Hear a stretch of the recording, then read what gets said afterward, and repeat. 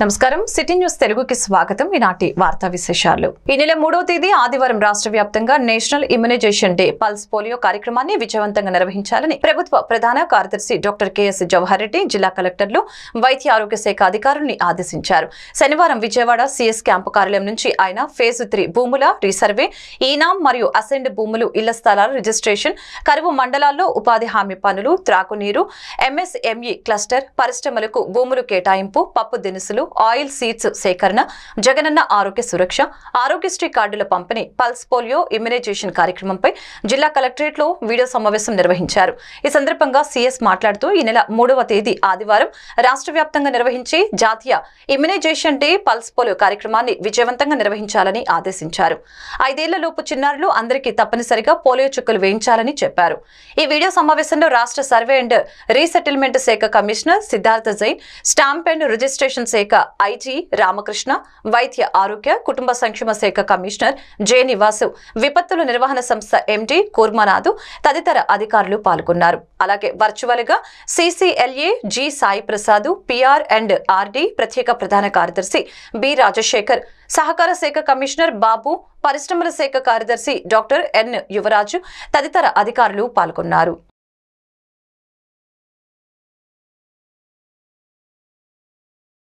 Guntur 37వ division 118వ సచివాలయం నందు రాష్ట్ర ప్రభుత్వం ఎంతో ప్రతిష్టాత్మకంగా చేపట్టిన జగనన్న కాలనీలకు సంబంధించిన రిజిస్ట్రేషన్ ప్రక్రియ పూర్తయిన లబ్ధిదారులకు ఇళ్ల పట్టాలను 37వ డివిజన్ వైఎస్ఆర్సీపీ ఇన్ఛార్జి ఆనం సంజీవరెడ్డి పంపిణీ చేశారు.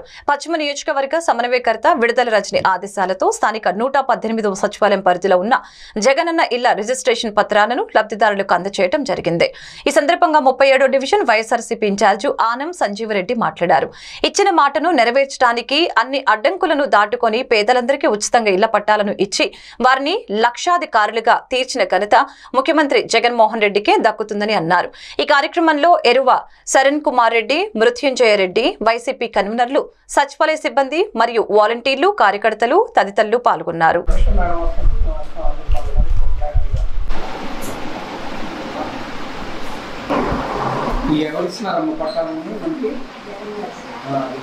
ఎవరు ఇప్పుడు అది మీ అందరూ కూడా ఎవరిస్తున్నారు, మీ వాలంటీర్ అంటున్నారు.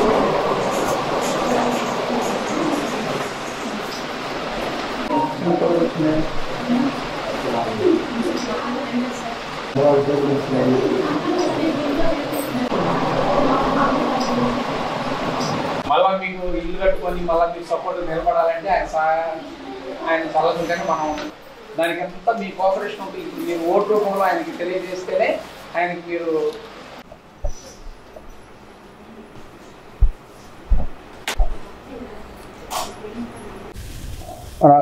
గుంటూరు 37వ సచివాలయం 37వ వార్డులోని 118వ సచివాలయంలోని బెనిఫిషియర్స్ అంటే ఇల్లు పట్టాలు తీసుకొని రిజిస్ట్రేషన్ చేయించుకోండి వాళ్ళకి ఇవ్వడం జరిగిందండి. దీని అన్నిటికీ కూడా 118వ వార్డు వాళ్ళ సహకారాలతోటి అక్కడ వాలంటీర్లు ఇచ్చినటువంటి సపోర్ట్ తోటి వీళ్ళందరికీ కూడా జగనన్న ఇచ్చిన ఇల్లుని పట్టాలని హ్యాండ్ ఓవర్ చేయడం జరిగిందండి. ఇక్కడ ఇది కూడా పోషకుల ఏరియా. ఈ ఏరియాలో కూడా ఇంతమందికి పట్టాలు రావడం అనేది నిజంగా ఆనందించదగ్గ విషయం. ఎక్కడెక్కడి నుంచో పొట్టకూటి కోసం వచ్చి పాపం అభిమానంగా ఉండే వాళ్ళకి, ఇల్లు వాకిలు లేక అద్దెలతో ఉండే వాళ్ళకి ఈరోజు ఎంతో వెలుగు నింపిందని చెప్పేసి అందరూ చెప్పడం జరిగింది. ఇట్లా జగనన్న ఈ విధంగా ఉంటే మేము ఎన్నాళ్ళైనా మేము హ్యాపీగా ఉంటామండి, జగనన్నను మేము ఆశీర్వదిస్తామని చెప్పేసి ఈ అక్కా చెల్లెళ్ళు చెప్పడం జరిగింది. వీళ్ళందరి ఆశీర్వాదంతో జగనన్న మళ్ళా సీఎం కావాలని చెప్పేసి మనస్ఫూర్తిగా కోరుకుంటున్నామండి. పశ్చిమ నియోజకవర్గం సమన్వయకర్త అయినటువంటి విడుదల రజనీ మేడం గారు ఆదేశానుసారం ఈ పట్టాలన్నీ కూడా మేము కూడా ఇవ్వడం జరిగిందండి. ఎందుకంటే మేడం గారు బిజీ షెడ్యూల్ తోటి అన్ని చోట్ల ఇవ్వడం జరుగుతుంది. కొన్ని చోట్ల అట్లానే ఈ ఏరియాలో మమ్మల్ని ఇవ్వమంటం జరగడంతో మేమందరికీ కూడా అందరినీ పిలిచి బెనిఫిషియర్స్ అందరినీ పిలిచి కూడా ఈ వాళ్ళ పట్టాలను వాళ్ళకి హ్యాండ్ ఓవర్ చేసి వాళ్ళ ఆనందాన్ని మేము ఆనందంతో పంచుకోవడం జరుగుతుందండి. ఇప్పుడు ఈ గుంటూరులోని మన 37వ వార్డు పార్టీ కార్యాలయంలో ప్రోగ్రాం చేయడం జరిగింది. Thank you. మా పేరు మానేపల్లి శ్రీనివాసరావు, మా మిస్సెస్ పేరు మానేపల్లి వరలక్ష్మి. మేము గత 20 సంవత్సరాల క్రితం మేము గుంటూరు వచ్చున్నాము. గుంటూరు వచ్చినప్పుడు మాకు రేషన్ కార్డు కానీ ఒక ఏమీ లేదు. మేము అద్దెంట్లో ఉండేవాళ్ళము. మేము అద్దె కట్టుకోలేక అప్పుడు లక్ష్మీపురంలో ఉన్నప్పుడు మేము 1000 అద్దె కట్టేవాళ్ళము. అద్దె కట్టుకోలేక మేము జన్మనగర్ అద్దె తక్కువ అని చెప్పి అక్కడికి వెళ్ళాము. మా అబ్బాయికి ఆరోగ్యశ్రీలో రాజశేఖర రెడ్డి గారి హయాంలో అంటే మా అబ్బాయికి యూరిన్ ప్రాబ్లం ఉంటే అది 4 times చేయాలన్నారు. ఫస్ట్ టైం వచ్చేసి గవర్నమెంట్ హాస్పిటల్లో చేయించాము. తర్వాత జగనన్న గవర్నమెంట్ వచ్చిన తర్వాత కూడా మా అబ్బాయికి ఆరోగ్యశ్రీలో క్యూర్ అయింది. ఇంకొకటి ఏంటంటే మాకు ఇళ్ల స్థలం అలాట్ అయింది. ప్లస్ మా అబ్బాయికి ట్యాబ్ ఇచ్చారు. జగనన్న గవర్నమెంట్లో మేము చాలా బెనిఫిట్ పొందాము. అంతకుముందు బాబు గారి హయాంలో కూడా మాకు రేషన్ కార్డు లేదు, ఎన్నోసార్లు తిరిగాము. ఎలక్షన్ టైంలో ఇచ్చారు అది. ఈ గవర్నమెంట్ వచ్చిన తర్వాత చాలా బెనిఫిట్స్ పొందాము. మళ్ళీ మా ఊరి జగనన్నకి మళ్ళీ జగనన్నే రావాలి. మాకు ఇళ్ల స్థలం లేదు, ఇళ్ల స్థల పట్టా ఇచ్చారు జగనన్న గారు. అలాగే చూసినట్లయితే ఒకటే కాదు కానీ పేదలకు ఇళ్ల పట్టాలు ఇవ్వడం ఏంటి, ఇళ్ళకి కట్టుకోవడానికి అమౌంట్ ఇవ్వడం ఏంటి, అంత మాత్రమే కాదు కానీ విద్యా దీవెన ద్వారా పిల్లలందరినీ చదివించడం. ఈరోజు చూసినట్లయితే కార్పొరేట్ స్కూల్స్కి వెళ్ళాలంటే పేద ప్రజలు ఎంతో ఇబ్బందిగా ఉంది. ఇంగ్లీష్ మీడియం అందరూ చదువుతున్నారు, పేద ప్రజలు తెలుగు మీడియమే చదివేవారిగా ఉంటున్నారు. అయితే అటువంటి పరిస్థితుల్లో ఇప్పుడు గవర్నమెంట్ స్కూల్స్ను కూడా ప్రైవేట్ స్కూల్స్ ధీటుగా వాటిని తయారు చేసి నాడు నేడు అనే బడి కార్యక్రమాలు పెట్టి వాటి ద్వారా పిల్లలకి ఇంగ్లీష్ విద్యను అందిస్తూ ఉన్నారు. అదే రీతిగా మనం చూసినట్లయితే కార్పొరేట్ హాస్పిటల్లో ఒక పేదవాడు ట్రీట్మెంట్ చేయించుకోవాలన్నా లేక హాస్పిటల్ వైపు చూడాలన్నా కూడా భయంకరమైన పరిస్థితుల్లో ఉన్న ఆరోగ్యశ్రీ కార్డు ద్వారా 25 లక్షల రూపాయల ట్రీట్మెంట్ కార్పొరేట్ హాస్పిటల్లో చేయించుకోవడానికి మంచి అవకాశాన్ని కల్పించారు. ఈరోజు ప్రతి పేదవాడు కూడా చక్కగా ధైర్యంగా కార్డు తీసుకుని వెళ్ళి ఎలాంటి జబ్బు వచ్చినప్పటికీ అది ఎంత పెద్ద జబ్బు అయినా కూడా ఎంత పెద్ద రోగమైనా కూడా తిరగని రోగమైనా కూడా వాళ్ళు బాగు చేయించుకోవడానికి అన్న చక్కగా ఒక 25 లక్షల రూపాయల కార్డు ఆరోగ్యశ్రీ కార్డును అందించారు. అదే రీతిగా మనం చూసుకున్నట్లయితే పిల్లలు బయటికి వెళ్ళి చదువుకోవడానికి ఫారిన్ కంట్రీస్లో చదువుకునే అవకాశం లేని పిల్లలు మంచి చదువులు చదువుకునే వాళ్ళు కూడా వాళ్ళకి కూడా విద్యా దీవెన ద్వారా వాళ్ళకి మంచి వసతులను కల్పించారు. అలాగే పేద ప్రజలను మనం చూసుకున్నట్లయితే విధవరాలు కానివ్వండి లేకపోతే గుంటూరు జిల్లా తుళ్లూరు మండలం వడ్లమాను గ్రామంలో తారు రోడ్డు పునర్నిర్మాణం శంకుస్థాపన కార్యక్రమంలో మాజీ హోంశాఖ మంత్రి తాడికొండ నియోజకవర్గ ఎమ్మెల్యే అభ్యర్థి మేకతోటి సుచరిత పాల్గొన్నారు. ఈ సందర్భంగా ఆమె మాట్లాడుతూ పెద్దపరిమి నుంచి వైకుంఠపురం వరకు రహదారి పాడైపోయిందని ప్రజలు ఇబ్బంది పడుతున్నారని అన్నారు. ప్రజల ఇబ్బందుల దృష్ట్యా ఈ రోజు శంకుస్థాపన 6 కోట్ల వ్యయంతో ఈ రహదారి శంకుస్థాపన చేయడం జరిగిందని అన్నారు. నియోజకవర్గంలో 3 రహదారుల సెషన్ అయింది. టెండర్ ప్రక్రియ కూడా పూర్తయింది. ఎలక్షన్ కోడ్ వస్తే ఆటంకంగా ఉంటుందని ముందుగానే శంకుస్థాపన చేస్తున్నామని అన్నారు. త్వరితగతిన రహదారులు పూర్తి చేస్తామని అన్నారు. దానికి అధికారులు కూడా సహకరిస్తామని చెప్పారు. తుళ్లూరు మండలంలో ఇంకా అనేక రహదారులు అధ్వానంగా ఉన్నాయి. విడతల వారీగా వాటిని పూర్తి చేస్తామని తెలిపారు. ఈ కార్యక్రమంలో తాడికొండ మండల వర్కింగ్ ప్రెసిడెంట్ బర్రా వెంకట శివారెడ్డితో పాటుగా నియోజకవర్గ వైఎస్ఆర్సీపీ నాయకులు కార్యకర్తలు పెద్ద సంఖ్యలో పాల్గొని కార్యక్రమాన్ని విజయవంతం చేశారు.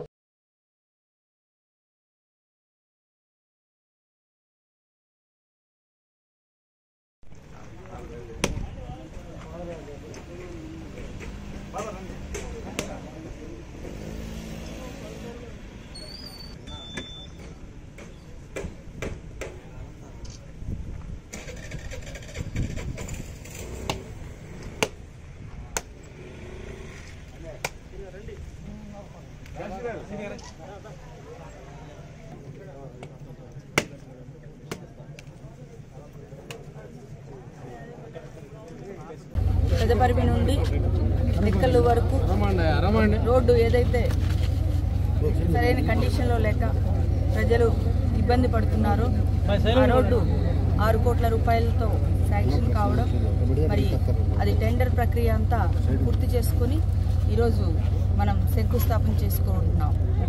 ఎందుకంటే త్వరలో కోడ్ రాబోతూ ఉంది.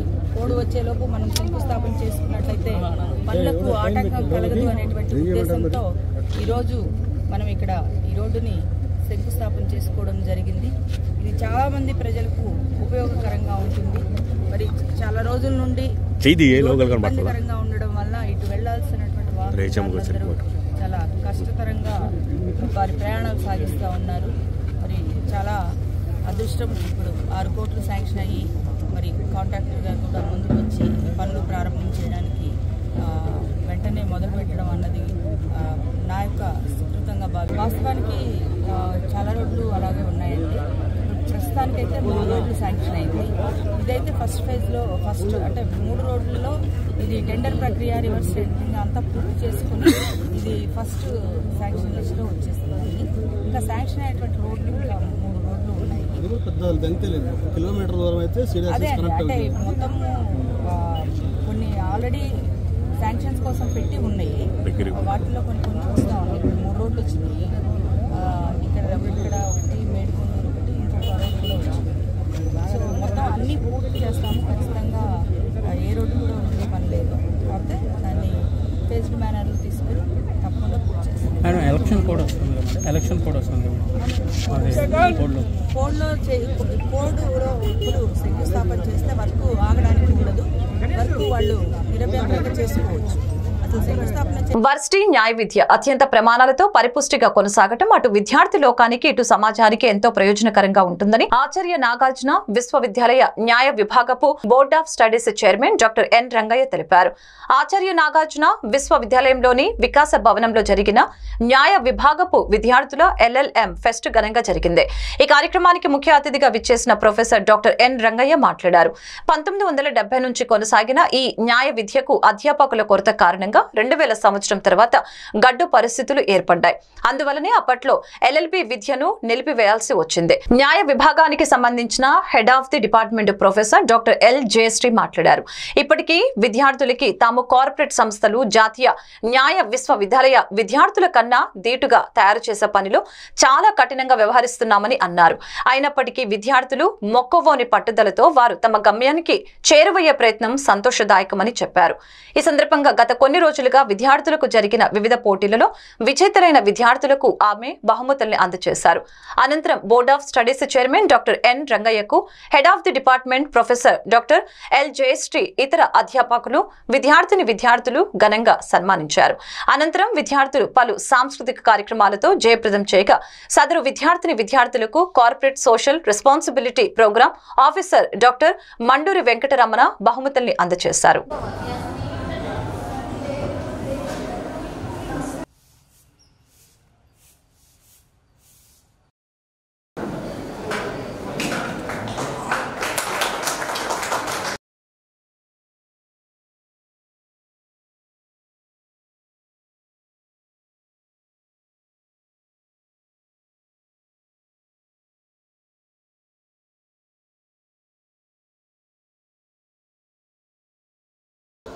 The freshers of both the LLM as well as the BA and BBA LLB honor students. Perhaps this is an occasion for me to interact with you about the department and about my service in the department.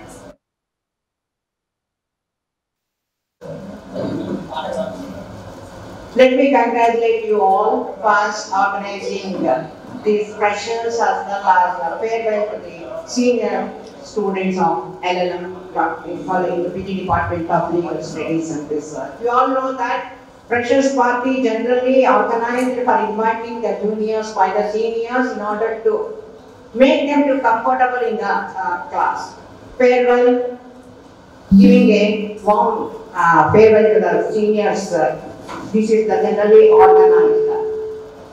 And first, I welcome all the new members, both the BA, LLB, BBA, LLB honors courses, as well as to this prestigious institution of College of Law. Ponnuru పట్టణంలోని పాత పొన్నూరు 26వ వార్డులో గల social welfare ప్రాథమిక పాఠశాలలో ఉపాధ్యాయుడు విద్యార్థినులపై అసభ్యకరంగా ప్రవర్తించడంపై చిన్నారులు తల్లిదండ్రులకు ఫిర్యాదు చేశారు. శనివారం పాఠశాలకు వచ్చిన తల్లిదండ్రులు ఆందోళన చేపట్టారు. ఉపాధ్యాయునిపై కఠిన చర్యలు తీసుకోవాలని తల్లిదండ్రులు డిమాండ్ చేశారు. సమాచారం తెలుసుకున్న పొన్నూరు ఎంఈఓ రుద్రపాటి శోభాచంద్ పాఠశాలకు వచ్చి విచారించారు. తల్లిదండ్రుల ఫిర్యాదును డీఈఓకు పంపుతున్నట్లు మీడియాకు తెలిపారు. అనంతరం తల్లిదండ్రులు ఉపాధ్యాయుడిపై అర్బన్ పోలీస్ స్టేషన్లో ఫిర్యాదు చేశారు. పోలీసుల కేసు నమోదు చేసి దర్యాప్తు చేస్తున్నారు. గుంటూరు జిల్లా పొన్నూరు పట్టణంలోని పాత పొన్నూరు సోషల్ వెల్ఫేర్ ప్రాథమిక పాఠశాలలో ఉపాధ్యాయుడు విద్యార్థినులపై అసభ్యకరంగా ప్రవర్తించడంపై చిన్నారులు తల్లిదండ్రులకు ఫిర్యాదు చేశారు. జరుగుతూ ఉంది ఇదంతా. మీరు ఏదైతే చెప్పారో అది రిటర్న్గా ఇవ్వండి, నేను 5-5 గంటలు పంపిస్తాను. ఏమో అర్థమైందా? అది ఇదే నా వయసు అయ్యా. ఇది విన్నారు అందరూ ప్రత్యక్షంగా నీకు చెప్పి ఇంకా పేరెంట్స్తో కూడా నేను మాట్లాడలేదు. పేరెంట్స్తో మీ ముందే మాట్లాడేయండి, అప్పుడు నేను చెప్తాను. ఏ పేరెంట్తో మాట్లాడే మీటింగ్ ఉందని చెప్పమన్నారు. ఆ సార్ అక్కడ పెడితే అక్కడ జేబులో చేతులు పెట్టి ఇప్పుడు పిలవలేదు. 2 సంవత్సరాల నుంచి మీటింగ్ కూడా లేదు. నెల నుంచి జరుగుతుందని మాకు చెబుతున్నారు. బాత్రూమ్స్ లేదు సార్. బాత్రూమ్స్ బయటకు వస్తే 5 రూపీస్ 2 రూపీస్ అంట. ఆడుకొని మళ్ళీ వస్తారు సార్. ఇంటికి వస్తారు, మధ్యలో వస్తారు, ఎవరో టెంట్లో వస్తారు. పిల్లలు ఏదన్నా అయితే ఏం జరిగింది మధ్యలో?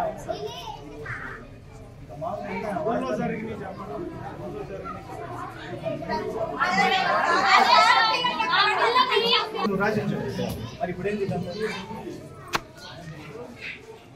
నువ్వు రాసిన ఆన్సర్ కూడా మా దగ్గర ఉంది. మరి ఏంటి కనుక ఏంటి ఏం చేయకపోతే పంచుకొని ఎందుకు చెప్తారు? వీళ్ళు ఎందుకు వస్తారు? రిజల్ట్స్ ఉండేది నీ ఉద్యోగం నువ్వు చేసుకుంటా. అదొక కంప్లైంట్. పిల్లలు పట్టించుకోరు. అప్పుడంతా చదువులేదు. అసలు నేను చదవలేదు అసలు. అప్పుడు మీ ఇద్దరు పిల్లలు పట్టించుకోరంట. అలాగే చెప్పారు నా పిల్లలు కూడా. అంతే. పిల్లలందరూ చెప్పారు. 5 రూపాయలు మార్కెట్ కాడ 5 రూపాయలు. తాగే 2 రూపాయలు. బయటికి పంపించారు.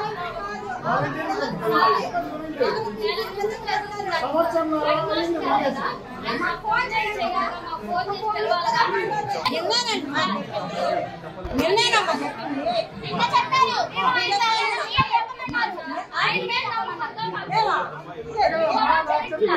వీళ్ళందరూ వచ్చారు, మాకు తెలీదు ఎవరు.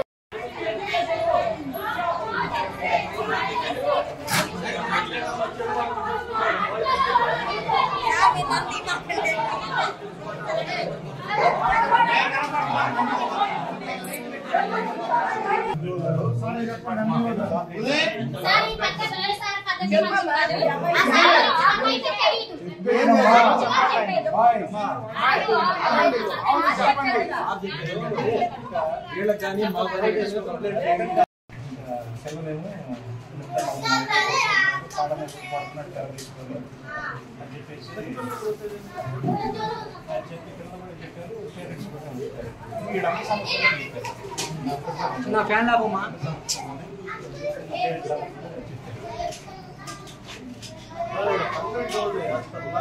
యువత చేతిలో ఆయుధం ఓటు. ఆ ఓటు వేయకుంటే ప్రజాస్వామ్యానికి చేటు అని మొదటి ఓటు వేయబోయే యువతి యువకులు ఓటు ఈ రాష్ట్ర దశా దిశాని మార్చేలా ఉండాలని, వృధా కాకూడదని గుంటూరు జిల్లా తెలుగు యువత అధ్యక్షులు రావిపాటి సాయికృష్ణ, దుగ్గిరాల మండల టీడీపీ అధ్యక్షురాలు కేశమనేని అనిత, తెలుగు మహిళా రాష్ట్ర ప్రధాన కార్యదర్శి ఆకుల జయసత్య, జంగల వెంకటేష్, పడవల మహేష్లు కోరారు. తెలుగుదేశం పార్టీ ఎన్నికల శంఖారావంలో భాగంగా మొట్టమొదటిసారి ఓటు హక్కు వినియోగించుకుపోయే యువతి యువకులకు ఈ రాష్ట్రానికి నారా చంద్రబాబు నాయుడు గారి ఆవశ్యకతను వివరిస్తూ చేపట్టిన మై ఫస్ట్ ఓటు సిపిఎన్ పేరుతో చేపట్టిన కార్యక్రమంలో భాగంగా మొదటిసారి ఓటు హక్కు వినియోగించుకున్న యువతతో మంగళగిరి నియోజకవర్గ తెలుగు యువత విద్యార్థి విభాగాల ఆధ్వర్యంలో తెలుగు యువత జిల్లా అధ్యక్షులు రావిపాటి సాయికృష్ణ నేతృత్వంలో గుంటూరు జిల్లా వ్యాప్తంగా జరుగుతున్న కార్యక్రమంలో దుగ్గిరాలలోని ప్రియదర్శిని విద్యా సంస్థల్లో ఓటు యొక్క ప్రాముఖ్యతను వివరిస్తూ భారీ అవగాహన కార్యక్రమాన్ని నిర్వహించారు.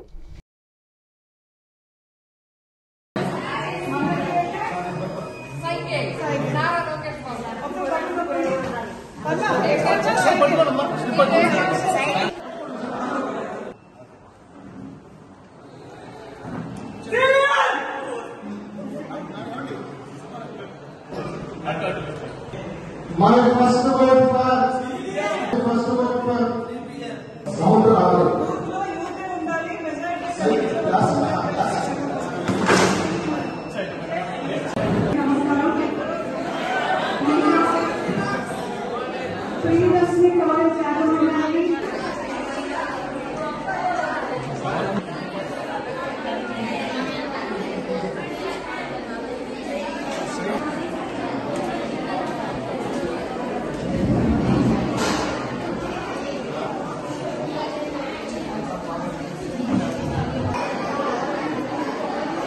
Thank you for the management who has provided us the opportunity to interact with you.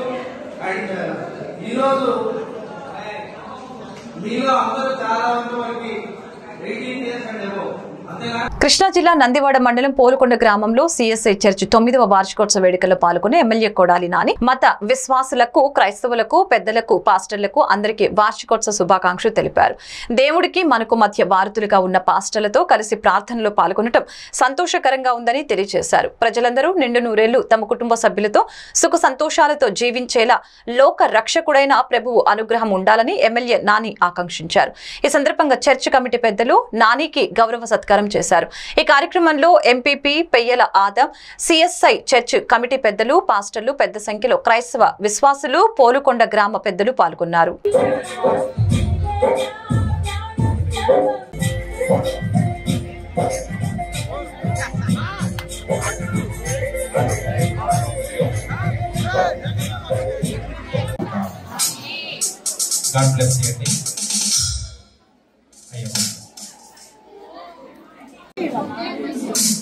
మన గురువారందరూ మరి మన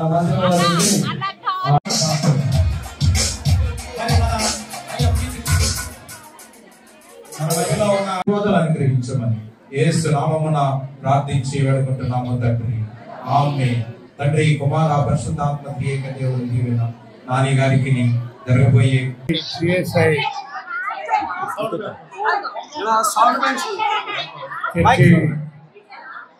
కుటుంబ సభ్యులకి, అదేవిధంగా ఆ దైవానికి మనకి మధ్య ఉన్నటువంటి దైవజనునికి, చేసినటువంటి సంఘ సభ్యులకి, కుటుంబ సభ్యులకి అందరికీ ఆ దేవదేవుడైనటువంటి ఆ ప్రభు యేసు ప్రభు ఆశీస్సులు ఉండాలని చెప్పి మీరందరూ నిండు నూరేళ్ళు ఆరోగ్యంతో, ఐశ్వర్యంతో ఈ కుటుంబాలతో వర్ధిల్లాలని ఆ ప్రభు ఆశీస్సులు మీతో పాటు నాకు ఇక్కడ ఇచ్చేసినటువంటి మిత్రులకి, పాత్రికేయులకి అందరికీ ఉండాలని చెప్పి 9వ వార్షికోత్సవ శుభాకాంక్షలు తెలుపుతూ సెలవు తీసుకున్నాను. ఉమ్మడి కృష్ణా జిల్లా టీడీపీ పార్టీ కార్యాలయంలో ఉమ్మడి కృష్ణా జిల్లా మాజీ అధ్యక్షులు, మాజీ శాసన మండలి సభ్యులు, కీర్తి శేషులు బచ్చుల ప్రథమ వర్ధంతి కార్యక్రమం ఘనంగా నిర్వహించారు. ముందుగా అర్జునుడి చిత్రపటానికి రాష్ట్ర పార్టీ కార్యనిర్వాహక కార్యదర్శి లుకా సాయిరాం ప్రసాద్ గౌడ్, రాష్ట్ర పార్టీ కార్యదర్శి కొత్త నాగేంద్ర కుమార్, రాష్ట్ర బీసీ ఫెడరేషన్ ప్రధాన కార్యదర్శి వీరంకి వెంకట గురుమూర్తులు పూలమాలలు వేసి ఘనంగా నివాళులర్పించారు.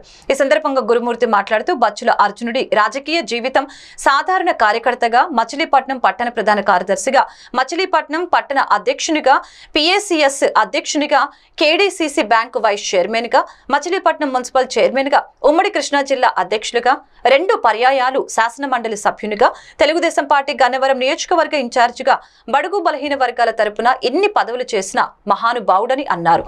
ఈ కార్యక్రమంలో ఎన్టీఆర్ జిల్లా బీసీసీఎల్ అధ్యక్షులు మరక శ్రీనివాసరావు, గొల్లపూడి నాగేశ్వరరావు, కత్తుల మణికంఠం, పామర్తి కిషోర్ బాబు, బత్తుల దుర్గారావు, నమ్మి భాను ప్రకాష్ యాదవ్, ఉప్పు శ్రీనివాసరావు, యార్లగడ్డ రమేష్ తదితరులు పాల్గొన్నారు.